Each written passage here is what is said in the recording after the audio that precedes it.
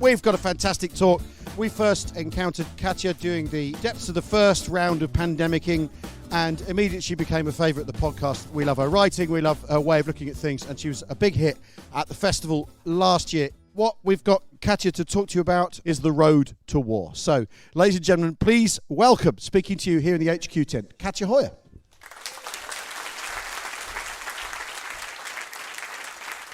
Thank you. It's good to be back. I thought I'd sneak another bit of non-military history into this place, but I'm doing it in an olive t-shirt, so I feel maybe I can get away with it, but we'll see. I might mention the war once or twice if it makes you happy. So we'll see how we get on. When James first asked me to do this talk, I thought actually this is going to be a really easy number. I mean, it's not like 1914 where there's a million books and reasons why the First World War broke out and why it happened and whose fault it is. There's no sleepwalking here, let's face it. I was mistaken when I started sort of researching it and looking into it and wondering how to build up this talk. I started thinking more and more about actually when Hitler did go to war in September 1939. Yes, it was his plan, so there's literally no debate around whose fault this is and why it happened. But the big question for me is, how did he get the German people to do it? I mean, yes, there's always an argument, fair enough, there's a lot of propaganda, you've got Hitler, you've got all of that stuff going on, but ultimately, he was only in power at this point for 6 years. And people say about the French and the British public at this point, appeasement and all of those things happens because they were fed up with the First World War. It was a traumatic experience for all of them. The same is true for the German public. They've gone through all of the same stuff and lost at the end of it. So what on earth would drive them in 1939 to go, well, hey, let's go to war again? It didn't happen, and that's the thing that I'm trying to sort of look into today. How did Hitler manage to get an entire generation of Germans that had just kind of more or less got out of all of the calamity that the First World War caused for them? How did he manage to get them into this, basically, to sign up to another and even more devastating war than the previous one, and one that would entirely destroy the nation, basically, once again, for Germany to start yet again from scratch? So I want to start with a very famous question that was asked in 1943, and that was, are you ready for total war?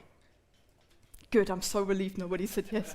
I had nightmares about asking this question here, and I woke up kind of sweat-drenched thinking, what do I do if they all jump up and shout, yeah? So, good, there wasn't even one, that's great, excellent. Well, when Goebbels asked this question in February 1943, he did get standing ovations, roaring applause, and those images are almost infamous now. I would say that's probably Goebbels' most famous speech, and that's saying something. So these are the images when you look at, documentaries, textbooks and so on, they're always used to show, well, look, this is how keen Germans were to go to war. He asked them, do you want total war? Again, after the First World War had been sort of merged into a total war, certainly from 1916 onwards.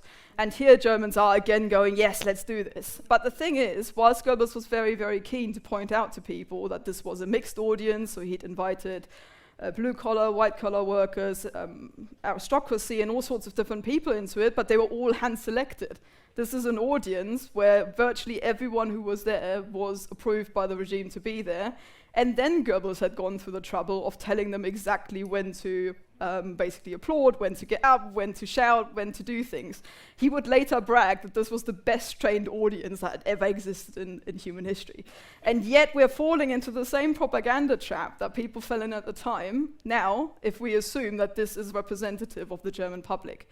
Because it isn't. It's really quite interesting when you look at the 1st of September in 1939, and the response that the German public showed to the outbreak of war differs completely from what happened on the 1st of August 1914. And that I found quite fascinating, because there isn't really public life, so you can't really gauge what Germans actually think at the time. It's very difficult to work out when you haven't got a free press and people can't go and demonstrate or voice their opinions.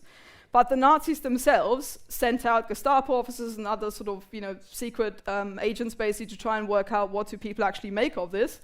And they all come back with the same reports. People are unhappy, we got to do something here. There's a very, very muted atmosphere when you look at, for instance, people's reports from the time, so people's diaries, entries, and letters and things. School children, for instance, had the day off, and they all remember it didn't feel they were supposed to have a day off so that they could all like march around and jeer and you know, basically be happy that war had broken out. But the atmosphere across the country is completely muted.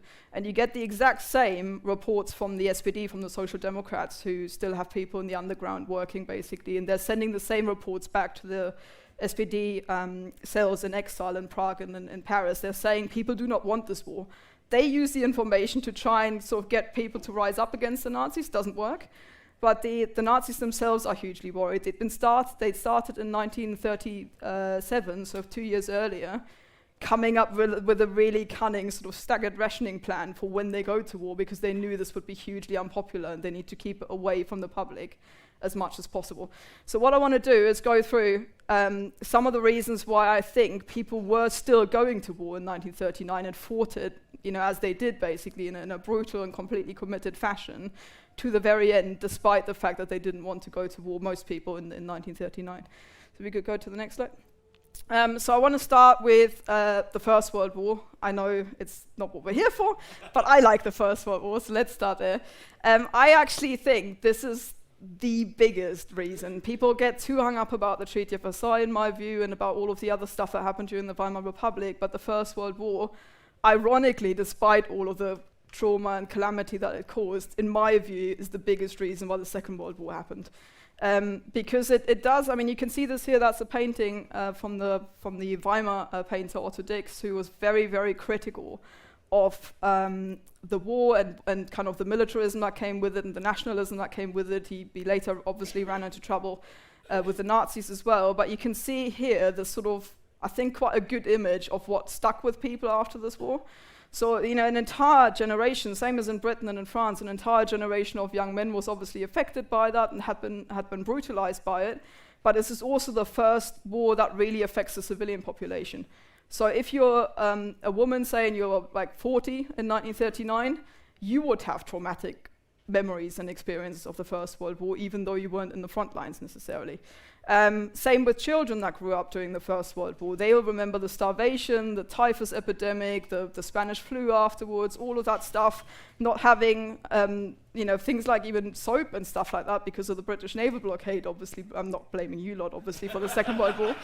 But basically, because of that, everything was lacking, and people remember that. So when Hitler says in 1939, oh, let's go to war again, you know, people go through all of that in their heads. They think this, and they think, actually, we don't want that. But at the same time, it also created an entire generation of kind of people that had seen violence, that are used to violence, that are used to political violence and using war and violence as a political means of achieving stuff. And also a generation that had learned to make do for 4 years. They knew, okay, however bad this gets, you know, we've been through worse. So in many ways, I think the First World War is, in German historiography and in sort of German academia, this is often called the Urkatastrophe, the arch catastrophe of the 20th century. And then everything kind of falls back to this rather than to what the Nazis did in the 1930s.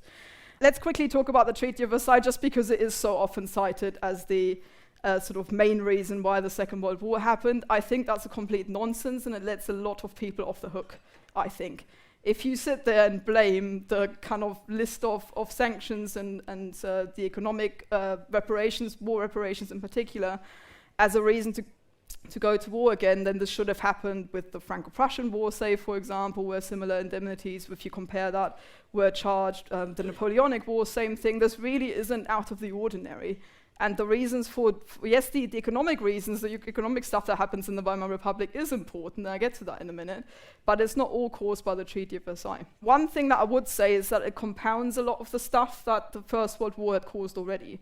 So if you're coming home and you've just spent 4 years, or even if it's just a shorter stint, even if it's just a year or so, as a soldier, and you've just seen your mates blown up, you pulled people off the battlefield that were screaming for their mother, you've seen people with their entrails hanging out, and all of that stuff, and you come back, and now this tells you, the world tells you, that this is all your fault. Not only have you lost, but actually you brought this on yourself. I think that's the bit that is really quite crucial. It's this kind of compounding of all of the kind of anger, the frustration, the hurt that had already happened. This compounds it. But I think that's something that doesn't in and of itself create a situation where you get to the Second World War automatically. Okay, this again also leads back to the First World War. Yes, I am a bit obsessed with that. I like it because it does create a lot of the tensions and things that you see later. But these are the so-called Freikorps, who were a direct response to the First World War. People often see them as like a proto-Nazi kind of group. This leads directly these kind of so these are veterans that came back from the First World War and then stayed in their units largely and were kind of in the same command structures and carried on existing even though they weren't really part of the army anymore. And they are quite often, like I said, treated as sort of proto-Nazis, not least because they started using some of the similar symbols there. So you can see the Totenkopf, the skull and bones there, for example. That's later obviously used by the SS. You've got very early use of things like swastikas. Hitler is a name to some of them as a name giver. So yes, there are similarities, and some of them do stay. But the ones that initially come back are actually older veterans. They tend to sort of be in their late 20s, early 30s. And they stay in these units because they've just lost this war, come back after 4 years, and now they get told, go back in the office, or go back onto your field, or go back into your coal mine. I mean, that's a problem for many soldiers now coming back from combat situations and going back into the mundanities. You know, your wife sits there at home and says, what color curtains shall we have? You know, is that kind of thing that's really a problem, especially after the First World War with its entire kind of immersive nature. Everyone was completely shaped by that, and some people just couldn't cope with it and just decided it's much easier, let's just pretend the struggle continues. And the struggle continues at home, and we'll find some more enemies basically to deal with. And what they do find is they buy into basically this entire ideology of this kind of infamous Dolchstoßlegende. I know you like me saying German words, so there you go. Dolchstoßlegende, the stab in the back myth, which gives people, I suppose, a bit of dignity back. I mean, it seems totally absurd from our point of view now, but they came back having not only lost the war, but lost all of their comrades, their dignity and everything else. And here's somebody saying, actually, you know what, you were a really good soldier, you would have won this.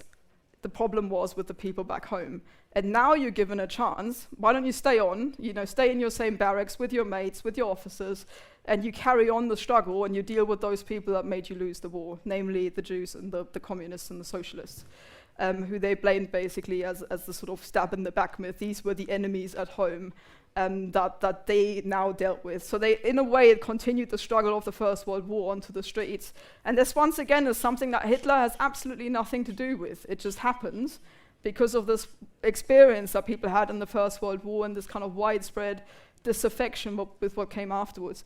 But it did get people into a mindset whereby they sort of accepted that there were armed people running around the streets. I mean, nobody now, or most people don't stop to think, well, hang on, how did Hitler actually end up as a private Austrian individual with an army of nearly 4 million people by 1933 and 1934, with the SA? This is the reason. People kind of got used to it. So if you live in Munich or in Berlin or in Hamburg or in the Ruhr region, you open your window one morning and there'll be people with like grenades and machine gun nests in your street. That would be totally absurd to us today, and it certainly wouldn't work. Well, not to you probably, but it would be to me. But this people just get used to that. And this is something that Hitler can tap into later when he builds the SA and the SS. These are not the nucleus as such of them. Many of these older veterans in particular do go home when they get told to go home. So once the Treaty of Versailles kicks in and Germany is only allowed 100,000 soldiers, these get told to disband the Freikorps because they're counted by the Allied Control Council as like sort of soldiers, basically, as military units, and so they have to go. So most of these people, being law-abiding, ordinary German people, they go, okay, fair enough, can't do this anymore, and they just go home. And what stays is a very radicalized core of younger people, so those people feel that they've lost out on the First World War experience, as it were, just about. So these people would sort of be in their late teens, and they stay, a lot of them, and are much, much more radicalized and kind of ideologically more extreme core, basically, compared to the original Freikorps. I think another problem, again, links into that, is that the way that soldiers were treated after the First World War in the Weimar Republic is a huge problem. And again, this is nothing that Hitler's got anything to do with. So yes, there's a welfare system, and the new social democratic government tries to build that up very quickly, and their benefits and all of those things. But there's still also widespread poverty. So scenes like this is in Berlin, where you see veterans quite visibly with the sort of battles of with the scars of their battles on them, sitting in the streets begging for money, and people are sort of looking at that once again. I know this happened in Britain and in France as well, but on top of this, people are now looking at them as the losers, the people who'd lost it for Germany. So there isn't even a dignity in that they can sit there kind of indignant about how they're treated because they've sacrificed their lives and now and their country won. You don't even have that angle to it, so they're completely kind of left to their own devices. Things that in Britain, where you have, for instance, this whole culture that's beginning to develop around the cenotaph and commemorization, which is still very, very important to the British psyche. You don't get that in Germany. This is almost a way, I would say, for Britain to deal with that blood sacrifice. So this kind of idea that something good came out of it, the nation came together, and it actually worked to bond Britain as a nation. In Germany, it does the opposite. Because people are being told basically, yes, there are war graves, but most of them aren't in Germany, and that takes a long, long time to repatriate bodies and things like that. And on top of that, you get veterans treated like this, basically. And it's a very visible sign that everyone can see if they walk through a street in Berlin, that something is kind of wrong with the way that Germany remembers the First World War. And then you get people like Otto Dix, for instance, who the painting was by earlier, who are now celebrated in hindsight by historians and kind of art critics and people like that. But at the time, they were seen as kind of dragging down this kind of glorious purpose for which these people suffered. So if you're at home now with half your face missing, going through the 15th bit of surgery to try and restore your life in some shape or form, and then somebody like Otto Dix comes along and paints a painting of the First World War as this horrible thing that was totally futile and shouldn't have happened, then what exactly did you suffer for? What did you lose your mates for?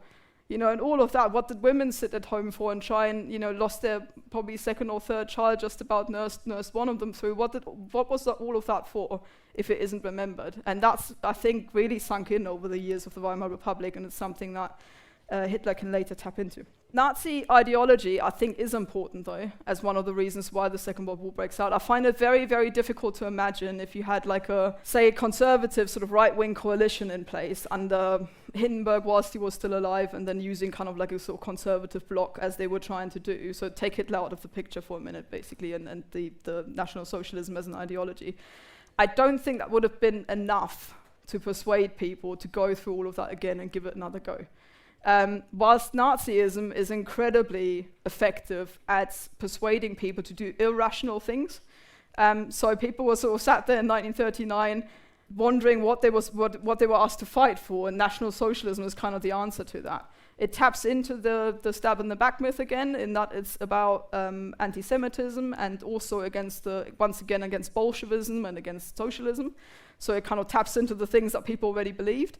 But on top of that, it gave Germans kind of a sense of togetherness and dignity back in a way, but in this really kind of fervent way in which individuals who disagreed with individual aspects of it were still swept away by this wave of kind of euphoria for National Socialism. So it was sort of there at the right time. It's also worth pointing out that it's the only political movement at the time that is completely classless. So every other political party, every other political movement is for the middle classes, for the working classes, for the peasantry, whatever, in particular groups, Catholics, even Protestants, and so on and so forth. This is for everyone. Every single person who's vaguely interested in that, the Nazis will find an angle to their ideology to include you in it. And that's what made it quite persuasive, because it's that division that Weimar caused and the kind of remnants of the First World War caused that Hitler can kind of make up for. And when they go back to war in 1939, they do it together as one nation. And this is the same kind of dynamic that you see in 1914 when Germans are so divided and the Kaiser says to them, let's go to war together. And everyone goes, okay, let's do that, and we'll do it together, whether it's a good thing or not, but everyone's in it. I separate Hitler out here from Nazism because I think he adds another dimension to that as an individual. I think, again, I know there's been loads of like bizarre counterfactual stuff. If Hitler had actually drowned when he was, 7 or something, and fell into a river, and that neighbor hadn't pulled him out, what would have happened? And I could stand here all day and talk about that. But I do think if you do take him out of the picture, you would not have ended up with war in 1939. There's absolutely no way that without Hitler's own charisma and his own obsessions, the nation would have, perhaps later, perhaps at some other point, perhaps some other conflict, I'm not saying a war wouldn't have happened, but I do think the way it happened and when it happened, way earlier than most people, even within his own group of advisors, were telling him to, was down to Hitler's own obsessions, I think, and with the way that he was sweeping people along. Whenever something bad happens, so take something like Kristallnacht in 1938, the first violent act against the Jewish community. People sat there and went, if only the Führer knew. You know, they couldn't believe that stuff like that was going on, and the Führer, this kind of, you know, holier than holy person, didn't know about that and wouldn't have done something about that. Surely, when he's told them virtually the day before that, you know, the Jews need to be eradicated. And it's the same thing with the war as well. People sit there and are suffering, you know, from the first bits of rationing, or, you know, are worried about their son going off to war, and they think, well, the Führer will make it okay, you know, because they want to believe that. It's one of those kind of so powerful psychological concepts that without Hitler, it's very hard to imagine people wouldn't have taken a step back and gone, actually, this is complete nonsense. I mean, people weren't stupid, but they did buy into Hitler's charisma, and his pull was so strong, in my view, that's the bit where people, even reluctant people in 1939, go, okay, I'll go to war for the Führer, not for anything else, but I'll do it for him. And it's interesting as well that Hitler decides in 1934 to make the Wehrmacht actually swear their oath of allegiance directly to him, not to Germany or to the government or to parliament, but to him personally.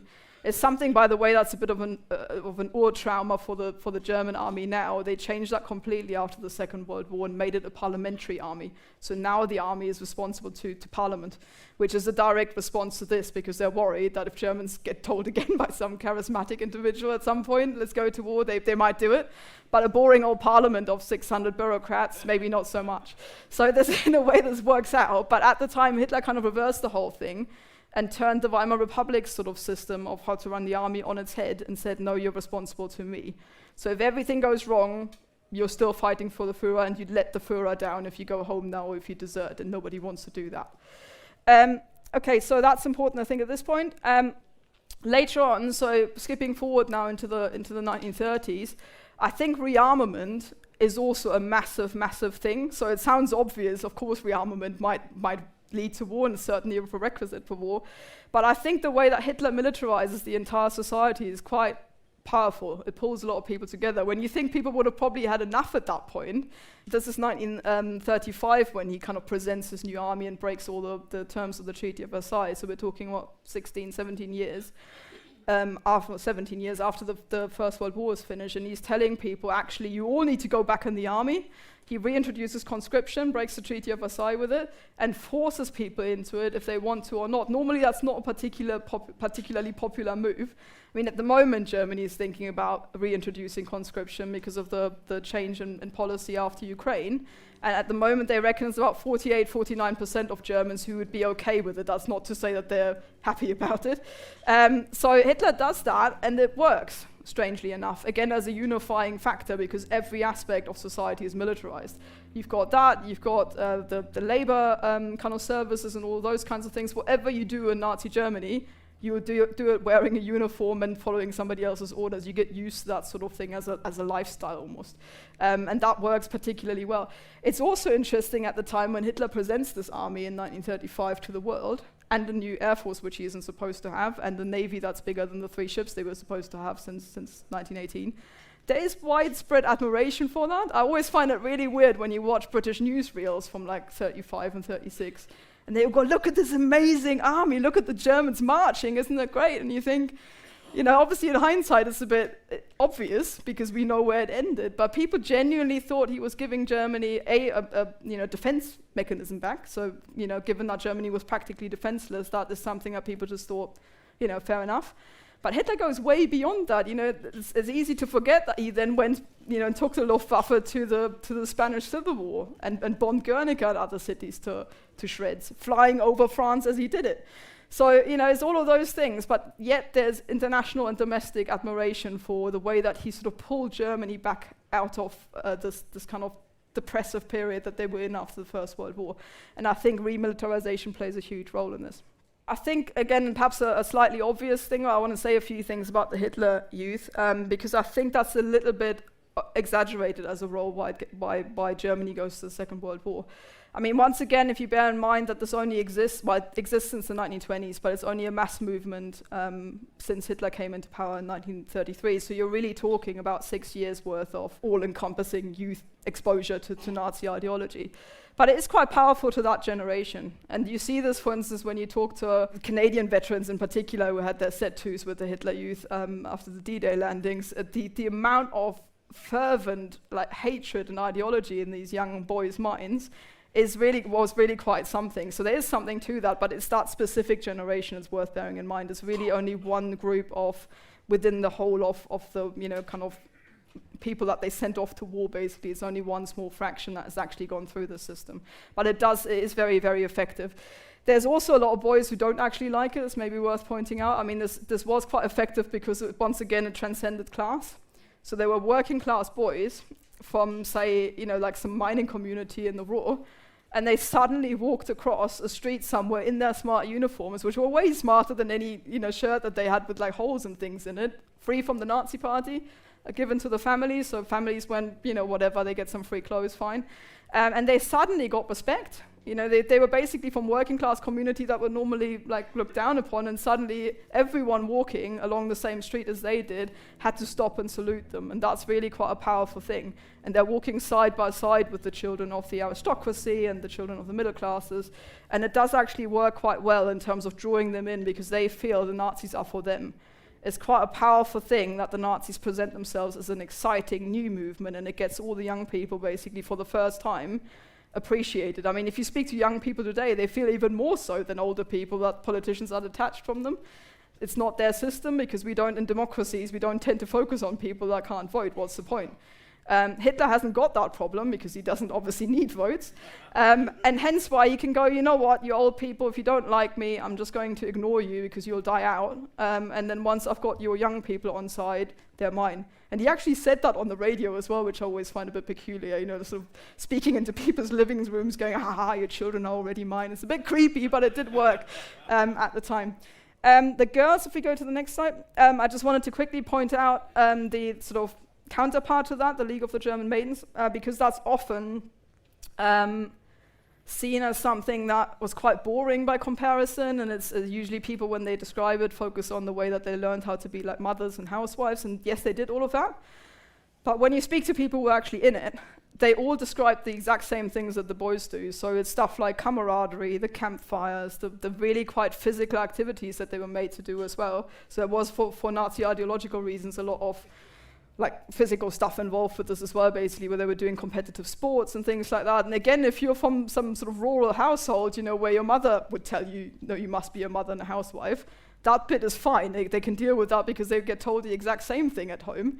But on top of that, they get to perform on public events, they get recognition, they get medals for their sporting achievements, they get to go on, like I said, sort of camping trips and things, sit around the campfire, just like the boys do, and form these bonds with the other girls in there.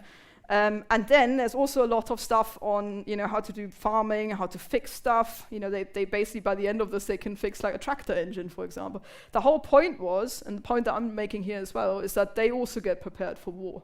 This is not just make children and you've done your bit for the Führer if you got 8 children. But on top of that, it's also, we're probably going to send men out to war for 4, 5, 6, 7 years, however long it takes. And in the meantime, you need to run the entire household by yourself. And that includes pulling a plow across a field, or, like I said, fixing stuff, or maintaining the entire household by themselves. So in a way, this also is a psychological way of preparing people for war, because they don't want to end up in the situation in 1914 where women felt they just couldn't deal with the entire amount of stuff they were suddenly supposed to do. There's obviously childcare, running the household, getting the harvest in, all of that sort of stuff, whilst men were away, and the actual horses and oxen and things had been requisitioned for the war effort as well. So this is supposed to tell women you can do this, and you'll be recognized for it. You get medals and things as well. And on top of that, it's telling men, your women won't be, kind of walking around in fancy clothes and sitting in a bar in Berlin smoking. No, they'll be all very chaste, modest-looking women that run the household. Don't worry, you can go away for 4 years, and when you come back, your house will still be standing, your children will be looked after, and your wife hasn't run away with somebody else. So it's kind of psychologically preparing the entire population for a long war, so it doesn't seem as frightening when it finally happens. Okay, can we go to the next one? On this bit I said earlier about international recognition, I just want to say that again, because people did not find the prospect of Germany remilitarizing particularly frightening on the whole in the 1930s. You got Hitler as the Man of the Year in the Time magazine in 38, I think, which I know they have controversial choices, and part of the reason that they do things is to highlight people's impact rather than praising them, but it's still a bit out there as a choice on the title cover.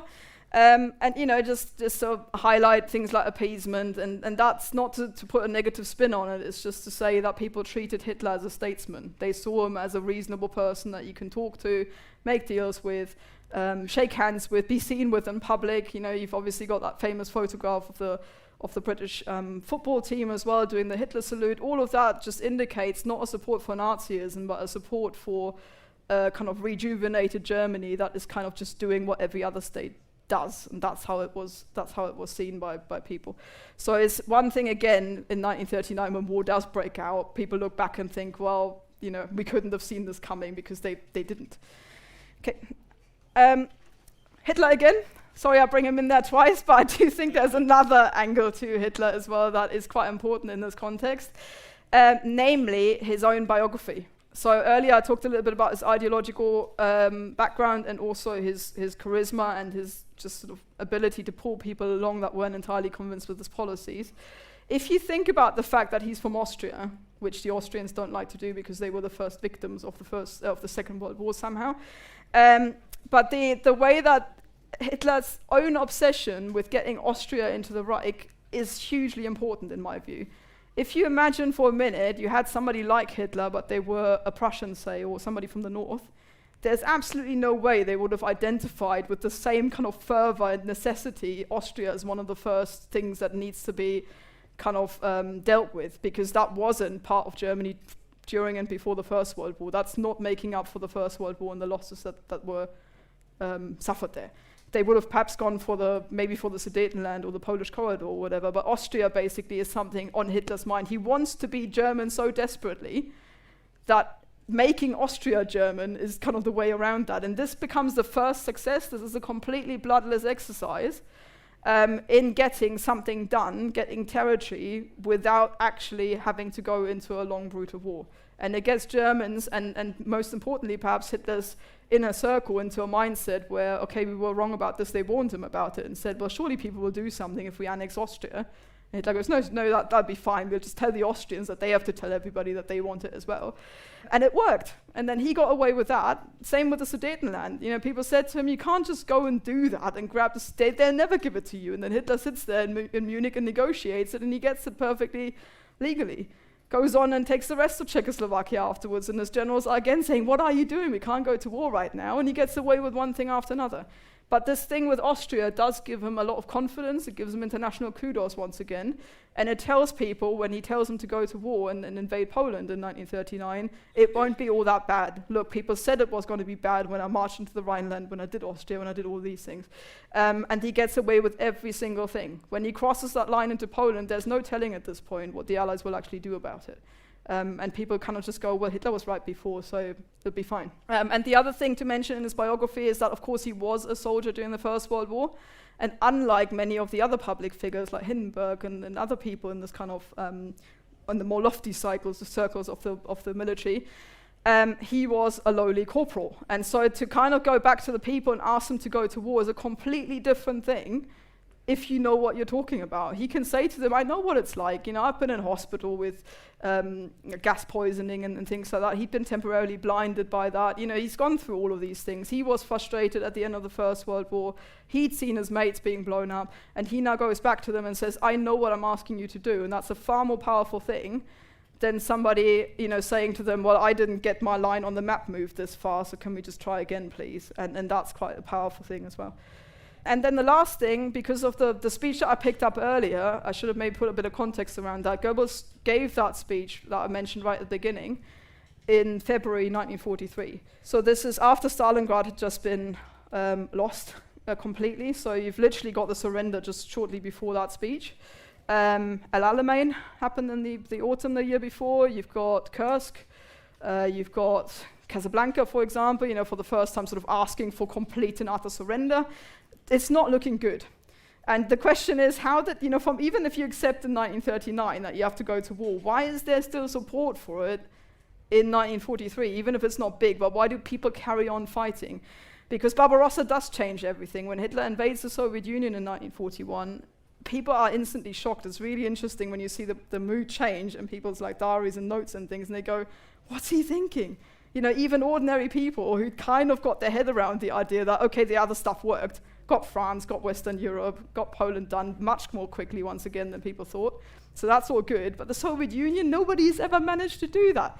And yet people sort of stick with it, because by then I think they kind of got into a mindset whereby they're sort of almost committed to it now. And it's again Hitler and his ideology and the kind of staggered rationing that's pulling people through. It is really quite something that he managed to keep kind of morale and the fighting going almost until the end when you think about it. This is totally pointless. We look at it now and look back on it and think, well, actually, that's a bit much to assume that you're going to win all of that somehow. And yet people at the time saw the same thing but carried on fighting. Even when they're in Berlin, literally around the Reichstag in the center, they still carry on fighting the Soviets, a lot of them. And that's, I think, due to a combination of all of those factors. So to cut a very long story short, I think this whole thing is a complete and perfect storm of all of these factors. I think if you take one or even sort of one or two of them out, you would not have ended up with war in 1939. Because it is really quite astonishing when you take a step back from that and think, actually, people didn't want to go to war. You've got an entire generation there sitting there remembering what the First World War was like, and yet he got them to do that. And I think, take Hitler out, take Nazism out of the equation, take the economic problems out, take the First World War, most importantly, out, any of those, and you would not have ended up with war in 1939. If you could travel back there now with a time machine or something, pick one of the reasons and deal with it. Don't try and do all of it, but that would probably be enough.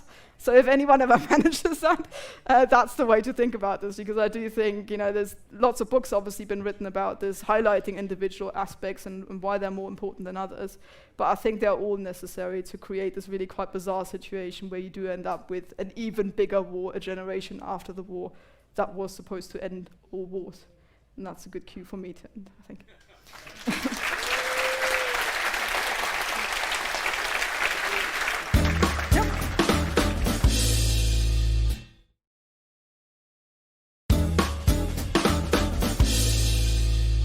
Are you going to take some questions? Yeah, happy to. When Hitler actually became Chancellor, there was talk amongst not the intelligentsia, the power in the land, that they could control him. How were they so naive? You're asking me. I think it was a lot to do with social arrogance, I think. So the way that you've got basically the sort of Prussian aristocracy, the Junker class sitting there, people like Franz von Papen, Paul von Hindenburg, Yvonne is a little bit of a clue there. But they're basically, I think, of the opinion that he's just a sort of little jumped up Austrian who comes from a lower middle class background and doesn't, neither geographically nor religious, he's Catholic as well, and therefore obviously in those circles that he's now frequenting, people think he's just odd in every way, and I think that's why they couldn't quite place him psychologically, because he's such an enigma, he's so odd and weird. You host a dinner party and they're just used to doing these things, obviously, with donors and industrialists and people, and there's Hitler with his glass of wine pouring sugar into it. People are just like, what are you doing? You're so used to drinking cheap wine, and people did that at the time because it was horrible. That he just hadn't got used to the idea that you might have a nice glass of wine in his hand that doesn't need sugar in it. So it's just stuff like that, and you think he looks like a bit of an idiot doing something like that. Or he'd walk into a room with his lederhosen on, with his socks strapped up and shorts basically, when there's everyone else in dinner suits. And the piano is going somewhere in the corner. So people just thought he was a bit of an oddball and didn't fit into any of the categories, and therefore it's easy to forget how classist society still was. I mean, we think it's a problem now, but at the time, certainly, people would have looked down on them not just as like socially inferior, but also as, you know, just a useful idiot, basically, that can be controlled. And I think that's probably the main reason why they thought they could do that. Because they all knew each other for years as well and had kind of, you know, done various different political intrigues before, and he was useful for as long as he was going to be useful and then would be chucked. And also the fact that they didn't anticipate democracy to last. So this kind of idea that the people need to be guided is still very much there. And if Hitler can be used to make that work, and then once the public kind of goes in another direction and wants something else again, they give them something else. So I think that was the main problem with it. Interested to understand your thoughts on, you know, the people's reaction after the Enabling Act and sort of the removal of sort of parliamentary democracy. There wasn't a sort of massive upsurge against that, and it always kind of just followed through, and people went, oh, okay, fair enough. Yep. We've lost democracy. It's one of my key gripes. I write about the GDR, East Germany, a lot in a similar context, in the sense that people always, with both of those, assume that a liberal Western democracy is the natural way to be. It's a total thing, like being from East Germany myself, I find that totally bizarre. Like the way that we just assume that if people get given a chance, they will automatically revert to a democratic, Western, liberal, multi-party system. It's just weird. I mean, when you think that Germans have had democracy at that point, like full democracy that is, since 1919, and that's their only experience with it, and they've just gone through all of that, there's absolutely no indication that it works. You know, people sit there and they think, well, you know, politicians squabble in parliament, and people get frustrated and even stop reading the papers because they get so annoyed with it. The real politics seems to happen on the street, you know, with the street brawls that are happening everywhere. It's worth pointing out that violence I was talking about earlier even happens in parliament. You have Walter Ulbricht, who's later the leader of the GDR, who's at the time the leader of the Communist Party, and Goebbels on the other side, each riling their own, you know, supporters, like MPs, up until they literally whack each other with, you know, chairs over their head and things. There's one example where an MP, for the rest of his life, he lost one leg because they basically broke a chair leg over his knee and broke his kneecap in a parliamentary discussion. You know, it's those kinds of things. People just look at it and think this is ridiculous. You know, if only we had the Kaiser back. And then somebody, first of all, like Hindenburg, comes in and sort of almost replaces the Kaiser in kind of this idea that, oh, there's this wise old man who sits at the top of everything, like a benevolent king kind of thing. And then Hitler steps into that role once Hindenburg dies quite neatly, and then kind of takes over both his office and his function as the kind of wise, you know, figure that almost kind of demigod-like sits on top of everything and knows everything. And people find that reassuring. So in my view, there's very little appetite for democracy at the time, and the Weimar Republic, I think, would have crumbled anyway without Nazi support. I think the Nazis stepped into a void that was existing rather than creating that void in the first place. You talk mostly in terms of Germany as a whole, but I was wondering if there were particular kind of regional patterns, like some areas where they were more pro-war, broadly speaking, and other areas where they were less, or, I mean, you did talk about the Freikorps cities, but if there were particular regional patterns in your narrative. Yeah, and that doesn't always overlap with support for the Nazis either, which is quite interesting. So you have areas that support Nazism but aren't very pro-war and vice versa. The least, and this is the same in 1914, the least popular, or the regions where war is least popular is again in the countryside. It's the way that people had experienced the requisitioning of horses, of grain, of everything basically, and then suffered real poverty in those regions. They were already quite badly off beforehand, and they were again neglected throughout the entire Weimar Republic, which focused very much, as we do now, on Berlin and on this kind of glittering city life and all that. And they're left behind, and now they think, well, we've already been forgotten, and if Hitler's just got us back because he makes this cult out of the kind of noble life of the peasant farmer, really, of this whole blood and soil thing. And they now think, right, you know, he's going to throw all of that away now and do exactly the same to us as happened in 1914. And they are indeed leaving women and children behind, you know, sort of dealing with a complex kind of, you know, say like at that point almost industrial agricultural sector. So they are the least kind of keen to go. And then you do have cities like Berlin, for example, which Goebbels sort of dubbed Red Berlin for a reason, and they're very, very everything, pretty much. But the thing is, because the socialists and the communists had been sort of artificially removed right at the beginning in 1933, that anger doesn't really spill out onto the streets anymore. There isn't anyone there to take charge of that, because public life's basically disappeared, as have trade unions and any other kind of means of organizing support. So I would say the working class areas were working class and countryside were the least happy to go. In the Ruhr as well, they're hugely worried about, already kind of just about scraping an income, like industrial workers and miners and people like that. And now they get requisitioned to fight in the army, and their families are left at home without a kind of stable income. Hi, Katja.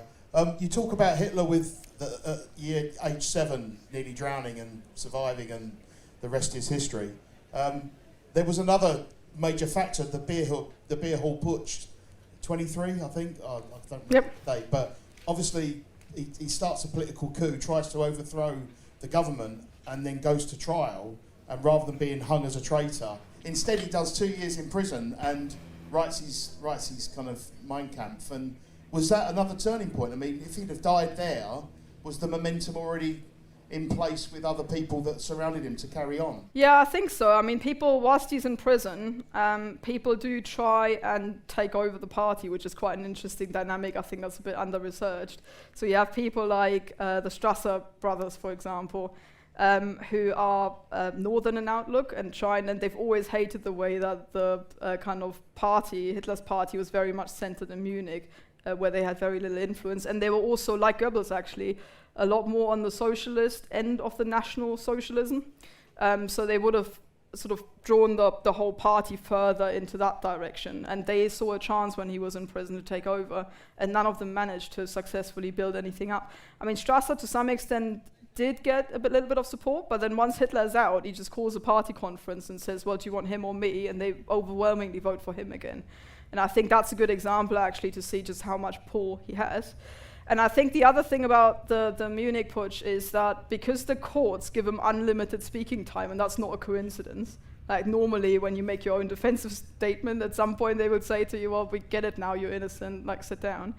But he is allowed like virtually unlimited speaking time and makes the courts into like one of his speeches effectively. So he stands there like for 3 hours ranting about the Treaty of Versailles and how he was only trying to do the right thing for Germany and this, that and the other. And the courtroom is packed with journalists. There are people there from Hamburg, from the Ruhr regions, from everywhere, reporting verbatim what Hitler said in the court case, in the trial. And that, of course, then gets read by people everywhere. And suddenly, Hitler's catapulted from being this like weird local celebrity in Munich that people go to, because they've heard it's odd to be at one of his like speeches, to being a figure of kind of national rallying power. And in that sense, it's another turning point there that helped him. But I think with that sort of thing, you can see something else taking that position. Any kind of event that would have given him enough publicity would have had the same effect. So I'm not sure 1923 is as much of a turning point in that respect, but it is because it gets Hitler to rethink everything, and it gets the party to realize that they need Hitler, whereas previously there were arguments. And last point on that, I promise I'll be quick, is that Hitler at this point realizes that revolutions don't work in Germany. Like as Stalin once famous said, Germans would have to step on the grass to start a revolution, and that's not going to happen. And Hitler realizes exactly the same thing. Like Germans are just too, it doesn't matter how unhappy they are. I mean, the current situation is a good example. You don't get mass anger. They're not like the French, they don't set cars on fire. They don't, it doesn't work. And he realizes that because he was so obsessed with the way that he was famous and everything was kind of just rightly aligned in the crisis year of 1923, and then it doesn't work. And that makes him realize, actually, I do need to go and do propaganda and use democracy to destroy democracy in the end. So it is a turning point in that respect. Katja Hoyer, I know you're only 4 years old when the Berlin Wall came down, but was there a difference in the legacy of how it was taught in the East, his legacy, to what was taught in the West? Yeah, completely. I mean, and this lasted way into the 90s and so on as well. So the way that the East saw it, or the way that Stalin saw it to start with, he quite famously said the Hitlers come and go, but the German people stay. So he immediately, because of his own kind of weird love-hate relationship with Germany, liked the culture, liked Goethe and all of that stuff, like classical music, Beethoven and all that. And he thought there's something good there that we can preserve. We just need to get, like, almost exercise the Nazism out of people. So this meant that denazification effectively meant that you just need to take the ideology back out. The people themselves don't have to be subdued. If somebody can like credibly say that they've changed, for example, then they can be reintegrated, but they have to constantly prove that they have actually changed. Whilst the approach in the West was, well, we've done that now. They said, literally took 1945, and those of you who were here last year, I think I talked about that here, as 0 hour, kind of like a clean line. It's almost like we've done that, and now we're different people like instantly, and we're going to move away from that. And because certainly the Americans wouldn't have that, I think you lot were a little bit more pragmatic. That's the word, I suppose, in terms of getting people back into positions, so where like doctors and engineers and people like that were needed. But the Americans were, initially at least, obsessed with the idea that there's something intrinsically evil, militaristic about the Germans, and they need to be kept down. I mean, quite famously, obviously, NATO, one of its purposes was to keep the Germans down, the Russians out, and so on and so forth. So that's the different approach, and you see that going through the entire thing. And East Germany in particular made a point of trying to show just how evil Nazism was as an ideology. So I think, again, I talked about this last year, but like Buchenwald, for example, a concentration camp that was on East German soil, they had a whole exhibition of really quite grim stuff.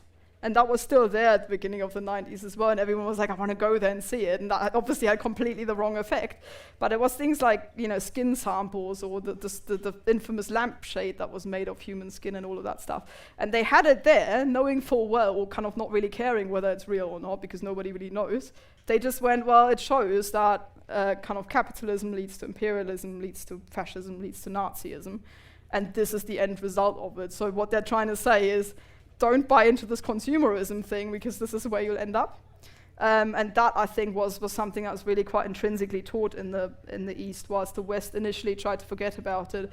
And then when Willy Brandt and the social democratic kind of era set in the late 60s and early 70s, you see a change where the concentration camps are suddenly turned into museums and things like that, and you begin to see it's introduced in school curriculums and so on. And now it's sort of never again kind of slogan that is being used, which leads to other problems, as we can see with Ukraine at the moment. But they're very different approaches. Everyone, I think if we ever sort of see at this festival or any other a better hour's entertainment than that, we'll be doing well. A huge round of applause for Katja. Thank you.